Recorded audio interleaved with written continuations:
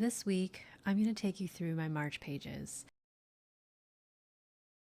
Editing Allison here, I wanted to include a disclaimer that I will be talking about pet loss and grief, not in depth, but I will be mentioning it because it is something that happened in March and it is reflected on my pages. So if thinking about grief or pet loss in general is something that might be triggering for you, then this might not be the video for you. And I will completely understand if you want to click away and maybe come back for a future video. Okay, back to the video. I'm not gonna lie, this month was a particularly challenging month because it is the month that we lost my dog Coconut, or Little Coco, who this channel is named after. And although it may not look like this month was that different from last month, I will say that the way that I've been using the book has slightly shifted, even though the end result looks about the same. And we'll see in the pages, there were quite a few days where I just didn't feel like doing any planning at all. And my main objective was to simply just get through the day and taking note of the few meetings that I had and then not really doing anything above and beyond that, which I think is okay. And that is reflected in April even more so because Coconut did pass at the end of March. So anyway, I ended up using this book more so as a notebook rather than as a planner because I really wasn't doing all that much planning, and I think that's okay. It's just a reflection of where I'm at right now, and I thought I would show you today. Before I begin, I have a couple of small things to share with you. So I will leave a timestamp, of course, if you want to skip over this. The first thing is that I met up with my friend Laura, xoxolorae, on YouTube, and she gave me this really adorable little envelope, and I know what's inside it, but I haven't looked at it yet. So I thought I would open it together with you just to start off this video with a little bit of joy. So if you aren't already familiar with Laura from xoxolorae, she also has a second brand called Lo-Fi Ghosts, and last year she produced a couple of zines, which I have the physical copies of, which are amazing. And part of her branding is this very adorable ghost. And when we met last month, she gave me the most adorable lo-fi ghosts, but littlecocostudio style, and I loved it so much that I begged her to give me more stickers so that I could use them in my books. So she gave me a few sizes, and I think these are so cute. Looks like there are 3 different sizes, and I'm so excited because one of them is definitely going in my Hibino. So I just have to decide which one. But let me just show you this up close. Like, how adorable. It's a little ghosty holding a fountain pen and a TN that is made to look like my my comfort and very special custom TN that I got in October of 2024. So I use this right now as my long form journal, and I love this thing so much. And the fact that she made a little ghosty with this TN just brings me so much joy. So Laura, thank you so much for making these custom stickers. And in a second, I'm going to put one of these in my book immediately because I am obsessed. So that was the first thing that I wanted to show you. A couple of videos ago, I shared how I've been using this Passport Traveler's notebook as a journal to kind of help me process my grief around losing Coconut. And somebody had asked me how I got the DIY folder that I made using the packaging for this TN into the passport. So I thought I would just take everything out and show you, because sometimes it's just easier to show you than it is to try to describe it.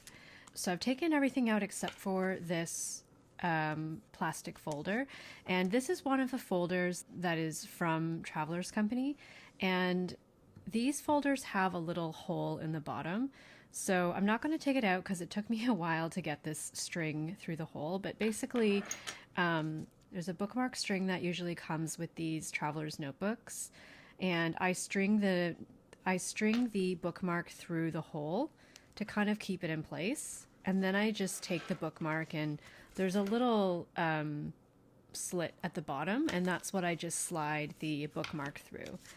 You don't have to string the bookmark through. In my traveler's notebook, I have another standard size folder, and I just keep it loose so I can take it out when I need to. So you don't have to string it through, but I just choose to. I have my DIY folder, which looks like this. I have one insert, which I'm using as a journal.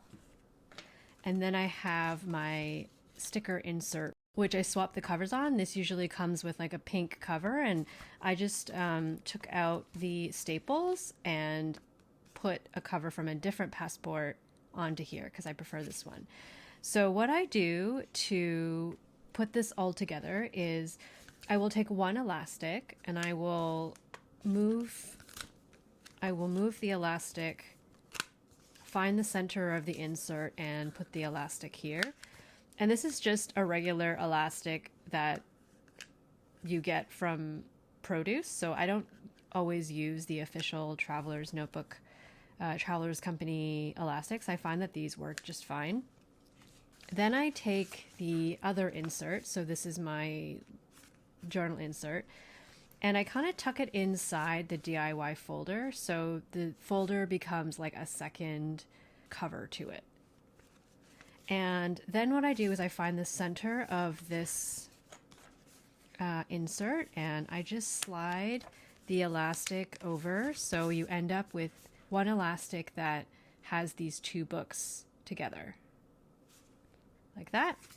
And then I find the larger elastic. So with a traveler's notebook, there's a short elastic and then there's a longer elastic. So the shorter one, so if you see on the back, there's two holes. The shorter elastic kind of goes from here to here, and the longer one goes from the outer edge to the bottom outer edge.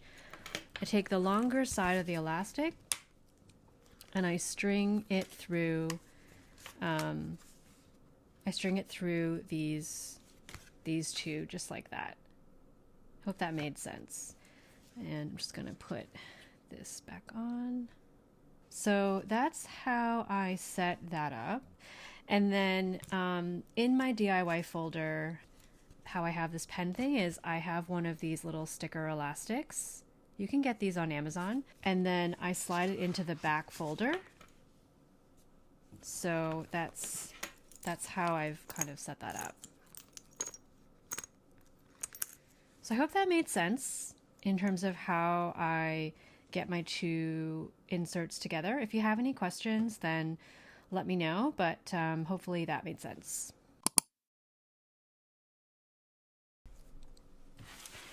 Let's get into my Hibino. I think the first thing that I want to do is I want to figure out what size is going to work best. So here's the bigger ghosty, which I think is a little big. And then there's a smaller ghosty. And I could also maybe fit a smaller one in here.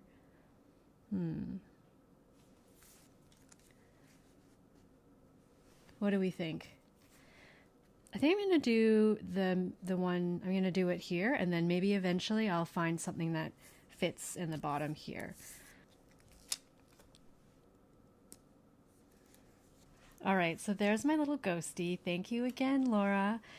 In terms of my setup, Not much has changed in the cover, but I did make one tweak. Previously, I had my vanishing point stored in this zipper in the back. And then I had this brass Traveler's Company pencil stored right here. And actually I essentially swapped this, where now my vanishing point is here, which is much more easily accessible when I want to use it. And the pencil fits pretty well over here. So I was finding when I had the pen stored in the back, it just created a bump, which wasn't a problem, but I just find like it's easier to have this here. And unfortunately, this stencil only fits in this slot. So if I tried to put the stencil here, or if I tried to put it here, it would stick out. So I do keep the stencil in here, which means the pen may occasionally scratch against this stencil. So if you have an issue with that, then I guess that's something to keep in mind. I grab this on a daily basis, so I would rather have it readily accessible. I suppose I could put the stencil in the back here, but I haven't. And I've had this pen I've been using this pen daily since 2023 at this point, so it's okay if it gets scratched up because I'm never going to sell it, and I don't mind that if it looks a little beaten up. So in terms of the monthlies, this is how my March turned out. I have an index of anything that I think I might want to return to in March over here. So the number corresponds to the day of the month, and then there's a brief description of what it is. So rather than doing an index for every single day of March, I just do it for days that I think I'm going to want to go back. And then in this pink here, this is Sailor Ink Studio 273 using my Benu Euphoria 1.1 stub nib. And I usually just write down any kind of social plans that I have with friends, whether it's a virtual meeting or whether it's an in-person meeting. Sometimes I also write down other notable events, like when I did a Wonder Pens workshop, when we said goodbye to Coconut, and then in the dark brown, this is Diatramenta Sepia Brown, I'll write down additional events not necessarily related to social that I want to remember. For example, I have an injection that I do on a monthly basis to help with my eczema issues, and I like to note down which day I get the shot because it's every 4 weeks, so I need to keep track of that. So then we move into... Oh, did I skip it? I think I accidentally skipped it, but for the future log, I have still not used it, and at this point, I don't really mind. I have some vacations coming up, so I'm thinking I might note down vacations in here or days off, or it'll stay blank. And honestly, if it stays blank, that's fine with me. I'm pretty much using every other aspect of the book, so it is what it is. Okay, here's my steps and workout tracker. So same thing. It's getting very satisfying seeing it slowly fill up. So I actually can't wait until I have like a whole page filled up. But I just track my steps, which I use an app to do. And then I highlight certain days that I go for runs in brown, and then days where I do a strength workout in green. And then at the bottom, I just track the average number of steps for the month and the highest as well as the lowest. Okay, symptom tracker. This one actually really came in handy recently because I have been struggling with a skin flare-up. So that's what these big dots mean. The really big color dots is meant to indicate that something needs attention. And so when it's anxiety related, it means that my anxiety levels are, above a certain threshold. For sleep, it means that I'm getting below a certain number of hours of sleep. And also, I think the one thing I've realized this sleep tracker doesn't capture very well is when I have like interruptions. So when I wake up in the middle of the night and then I have trouble falling back asleep. So I might add something to this tracker, perhaps like a highlighter highlighting a box on nights where I have a sleep interruption because I am currently tracking that in my weekly trackers. And then in my skin, I have whenever I have a flare up. So I noticed that in April, I started to experience a flare up, and I think it was really interesting because I suspect that it's related to the loss of coconut. So I think my flare ups can be often tied to extreme stress periods. And this is just really helpful to kind of track that because I'm hoping over time, as I hopefully stay regulated and continue working through things and take care of myself, that the flare-up will eventually subside. It's also that time of the year, I think, where the weather's just swinging from being really cold one day to warm the next day. And I think my skin just has trouble regulating in that kind of environment. So it could be a mix of factors, but I did note down the event, and I find it interesting to note down any kind of event that may impact me on any of these levels. We talked about my favorite meals in my last video, so I won't spend too much time here, but I have added some more recipes, and actually tonight I'm going to be trying out a new fish tacos recipe, which I'm looking forward to, and if it's good, then I will add it to my recipe archive. So let's go to March. This is my first week of March, and every Sunday before a week is where I have my weekly vertical calendar.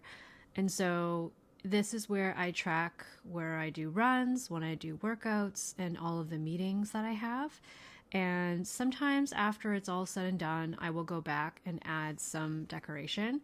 So I have been very lucky to have received some transfer stickers from some viewers and patrons. Thank you so much.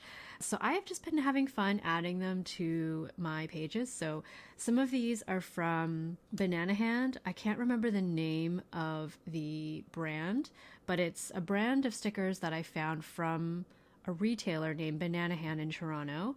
These are from Sarah, who sent them to me recently. In the last little while, I've just discovered additional artists and brands, so it's been really fun to add them to the pages because they don't add a lot of bulk, but they just add a little bit of color and interest, and I do really like to flip through my pages, so I just appreciate the extra color.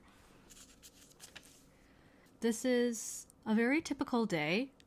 Usually I start off by adding any meetings that I have, and this column usually stays pretty blank. This middle column here is my to-do list, so anything that I want to remember to do, I will add here. And then what usually ends up happening is any notes I have to take during the day that's related to work or related to any of the meetings that I have will go in here. And it's very, very rare that I will need to spill over to this page. So usually what ends up happening is this page is pretty full for work-related things, and then this page stays empty. So I have just been leaning into that and using these pages as notes, for taking notes, and even in some cases for journaling.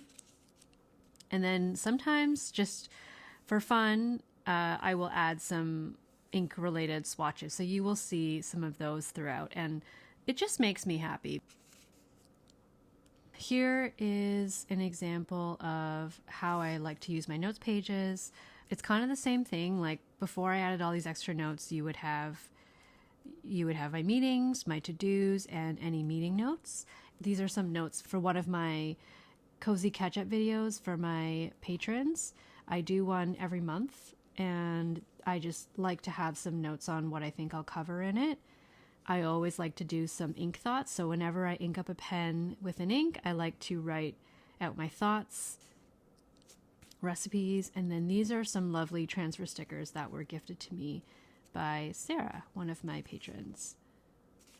Everything in the corner here was related to a medication schedule, so in this particular case, it was related to coconut and all the different meds that he was on, because he was on quite a lot near the end. I found it really helpful to kind of proactively put the schedule in this book, which is why I think dated books are helpful for me, because if it were undated, then I'd have to kind of do it every day. Like I'd have to remember every day. But I found by adding these in advance, it meant that when I turned to the page, I would know exactly what I needed to give him. Here are some notes that I made on a shampoo bar that is no longer in production. The company that I used to buy them from shut down. So I did a little bit of research into the ingredients they used and just learning a little bit more about shampoo bars in general so that I could try to find an alternative that had very similar ingredients.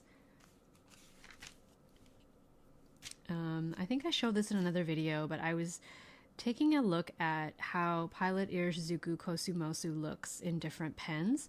So I inked up 6 different pens. These are all Sailor pens. And then I just wrote in them so I could get a sense for how this ink looked in each of the different nib sizes.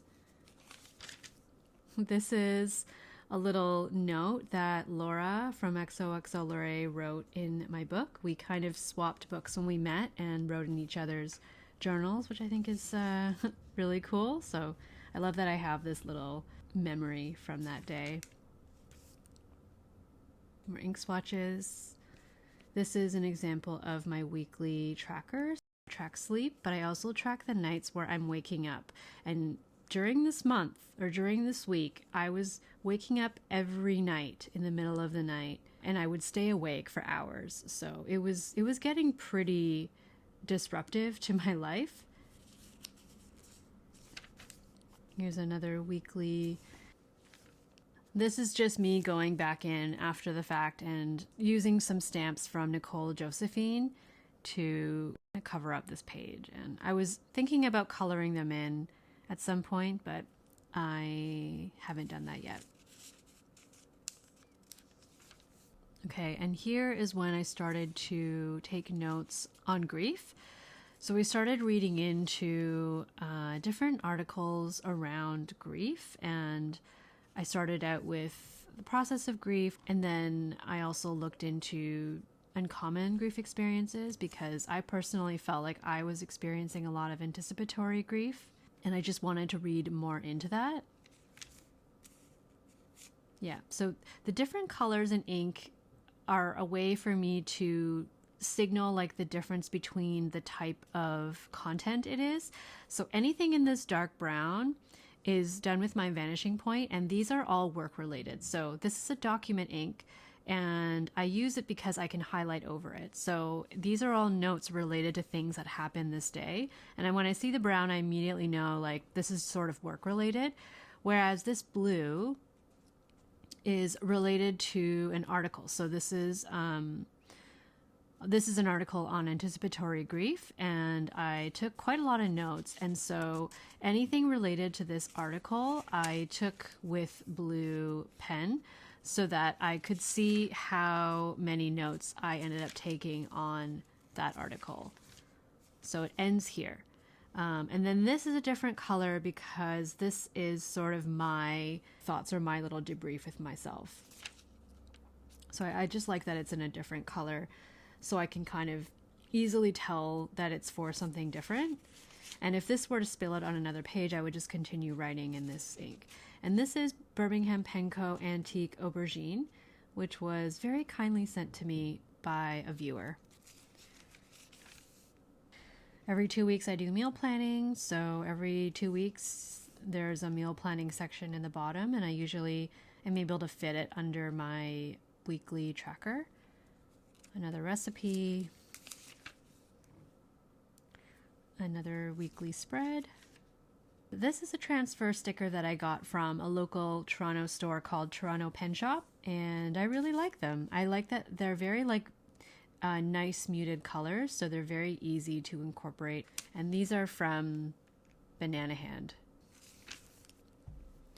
This is something I started doing in March, and I've just really enjoyed it, which is basically using stamps to almost create like a gallery wall of some sort for ink swatches. So these inks were given to me by a viewer, Sarah, who I swapped TWSBI nibs with. So she gave me her broad and I gave her my extra fine. And she gave me 4 ink samples, and I had never tried any of these before. It was very kind of her. This one is London Toolbar Distillery Green, which I think is an exclusive with Paper Plus Cloth, which is a stationery shop in Toronto. This one is Pannonia Niagara Peach, which was a Scriptus special a few years ago. This one is Robert Oster's Sidewalk Gum, and it's got this really fun, hopefully you can see that, really fun pink shimmer.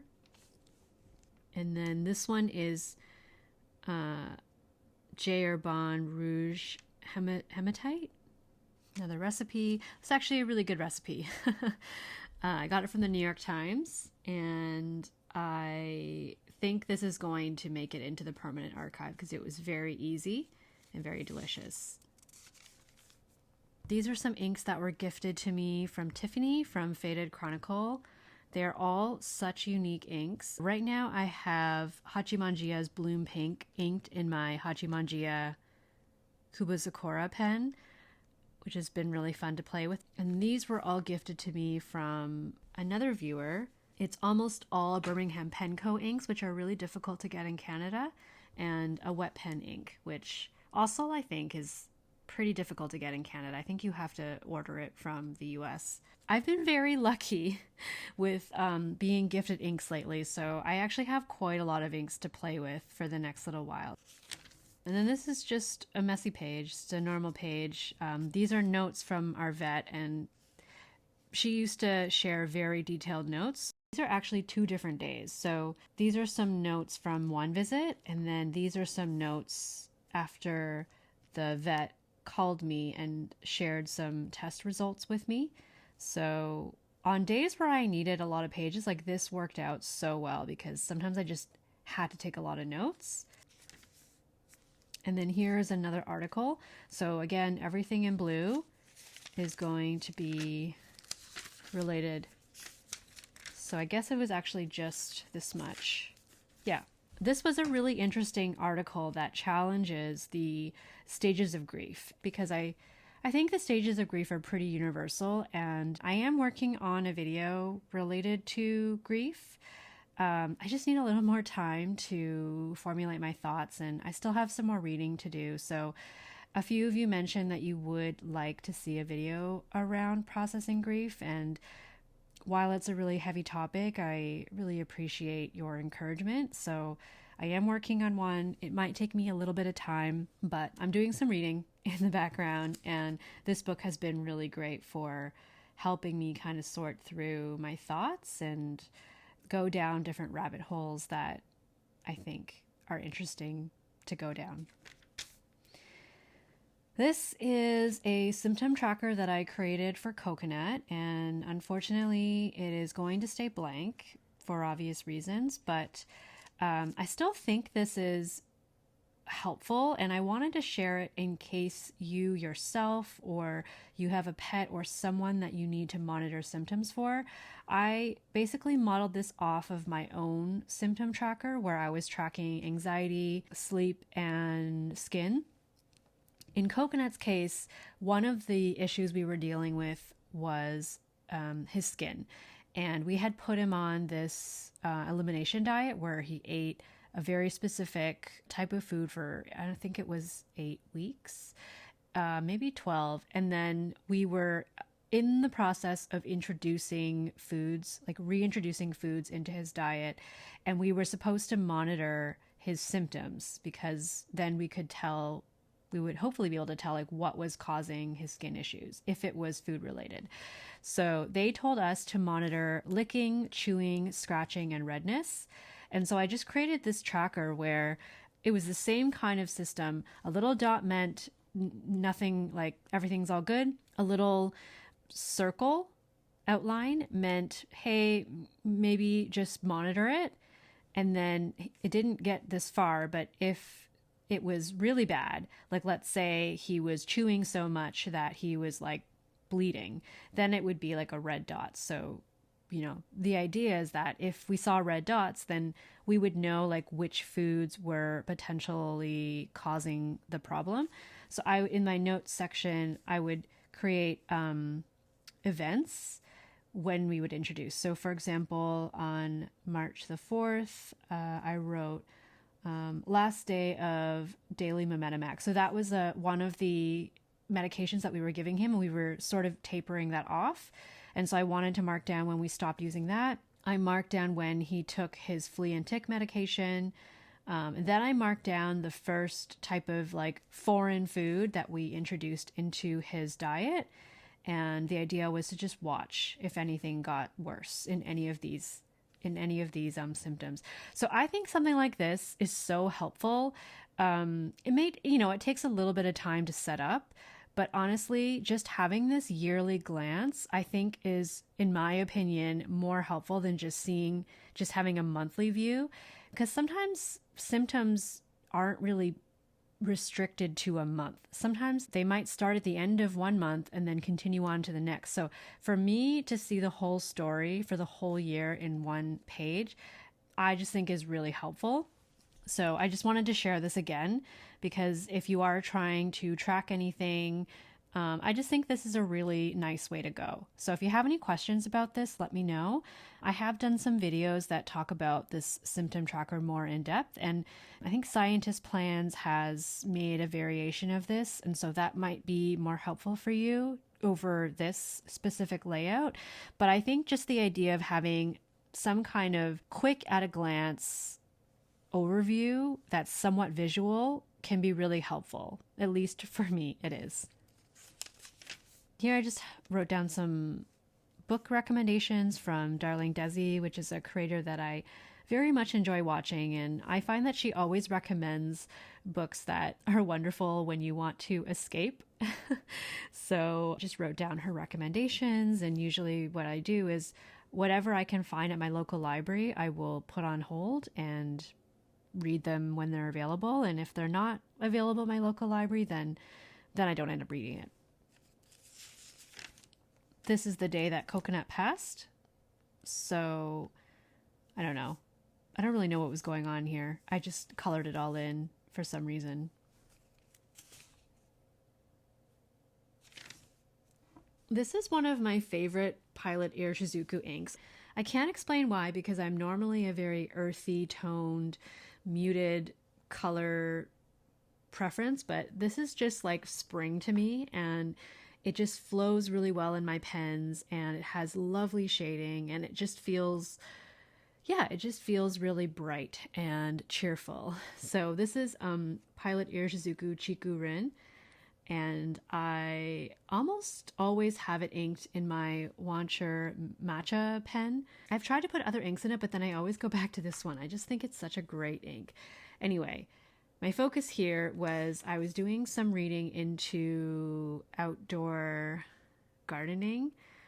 We are always trying to improve our outdoor garden every year, but gardening is one of those things where I desire to have a nice garden, but I get way too overwhelmed with all the steps. And I just thought I would try to just read into it again and look into things to do. So I just made a bunch of notes around what I read about planting seeds and when to start, different steps to take. It was a lot to take in. And then something about transplanting seedlings. So we are in the stage of, we've planted some seeds. We have a few seedlings growing, and we'll see what happens this year when we plant them outside. We don't always have the most luck. Maybe if we're lucky, we'll get a few things that will grow. So everything in the green is related to that. So I think that's when I finished my reading into it. And these are just some tests of Birmingham Penco Petrified Wood, which I have inked in my Ancora pen, and I put a Fude 55-degree nib into it, and I use it as a highlighter, which has been really fun. This is basically me journaling the events of Coconut's last day. When we were at the emergency vet, this is the only book that I had on me, and I'm actually so glad that I had a book at all for me to be in, because we were at the vet for several hours. So I just kind of wrote out what was going on, what happened at each stage, and it's obviously kind of sad, and I don't normally use this for like personal thoughts and feelings journaling, but it's all I had, and I'm just glad that I had it because there was a lot of waiting around, and it was just nice to have a space to kind of, I don't know, write in. Then here I just copied out the Rainbow Bridge poem because it brings me a lot of comfort, and every so often I just like to turn here and I like to turn to this page and read it. Got some meal planning. So these are just some notes on my TN passport journal, the video that I made on my coconut journal.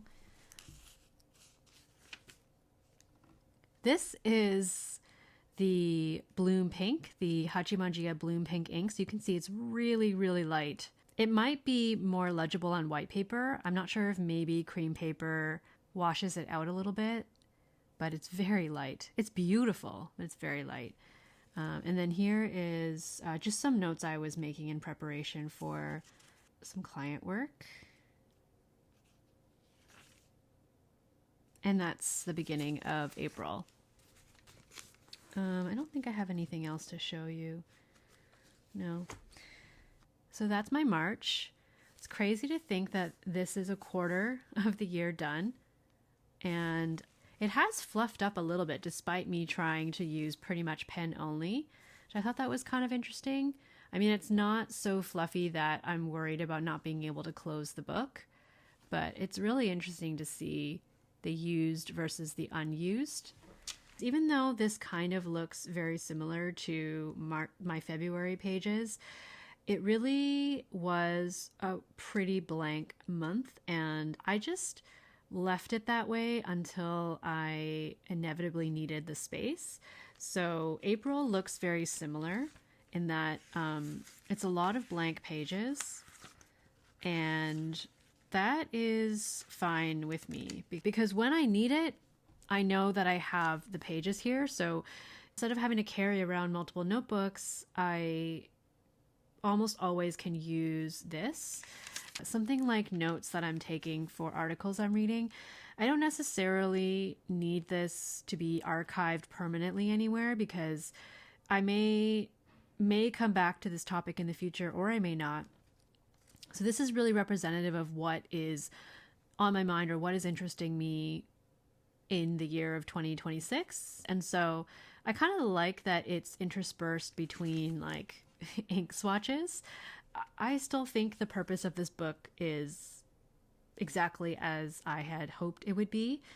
It's just looking more like, for the actual planning, that has been going up and down. So in the immediate weeks following Coconut's passing, I really didn't open this up much for planning. I was still able to attend meetings, I was still able to do my work, but I just wasn't like excitedly opening my planner and using it, and I wasn't doing anything extra, if that makes sense. Sometimes I use it to help me think about extra things I might want to do in the day, whether that's chores or whether that's YouTube related work or Patreon work. But in those early days, it was like, what is the bare minimum that I need to do to just keep moving and stay kind of busy? And that's all I really needed to do. That's all I really had the capacity for.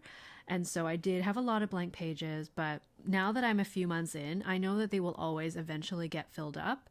It's just not probably going to happen in that same month. So I'm doing this flip through now because it's taken me that long to fill up the pages in March, just because I kind of, when I need a page, I just go back to the first available page and then work my way forward. So I just thought I would keep it real with you. I'm really loving how this has turned out so far. Let me know if you have any questions.